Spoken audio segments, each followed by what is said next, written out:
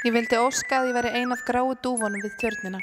Þá myndi ég breiða át vængi mína og opna vænghafið fyrir komandi tíð á nýjum stað. En ég get ekki flúið, ég hef ekkert að fara og einskis að snúa til.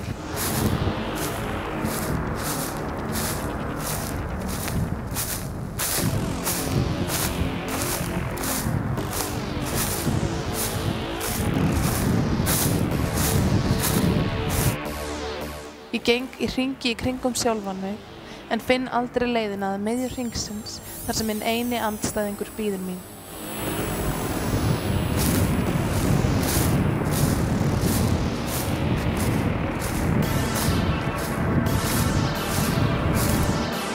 Ef ég væri dúfa, þá væri enginn hringur. Ég geti horft í dimmt blikandi auga mitt speglast í gruggur í tjörninni og glaðst yfir félagsskap þeirra sem ég þar mæti. Þeirrar sem flýja með mér hvert sem ég færi og fylgdi mér þangað sem vindurinn feykti mér hverju sinni.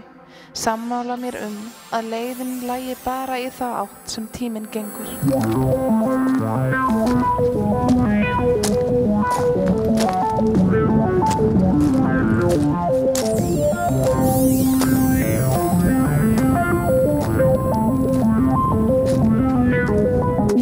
Þar yrðu engin sverð dregin úr slíðrum.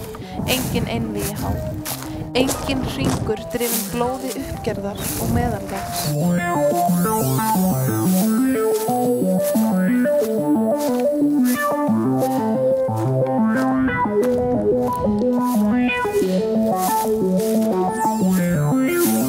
Ef ég væri dúfa, þá kynni ég ekki að velja á milli góðs og ills og sakleysi mitt og endalaust hlutleysi bæri mig áfram með vindi andartakana. En ég vel alltaf og sjaldnast að rétta.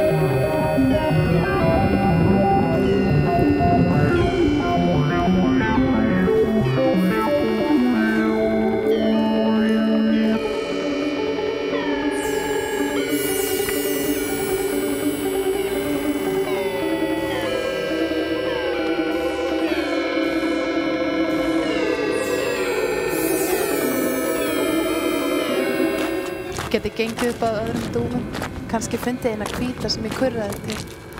Geti teygt höfuð undir hlýjan væng.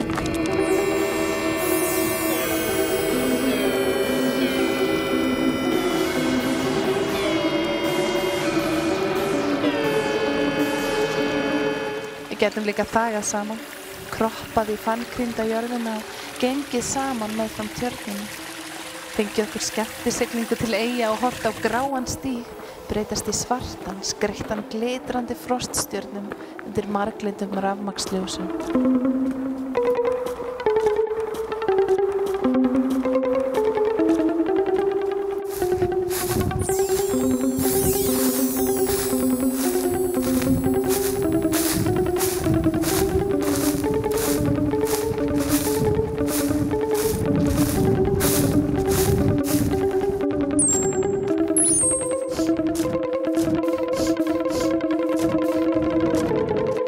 Í hringnum mínum ekki pláss fyrir nema eina mjóróma rödd sem aldrei kurrar ljúfa tóna.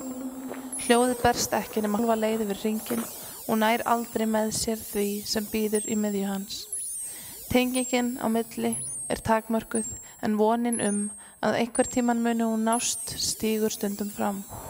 Hún strýkst við hræðsluna að við munum aldrei ná að falla hvor inn í aðra og færir drauminn að einhver tímann munum við fljúga saman út í bleiklit vornóttina örlítið nær.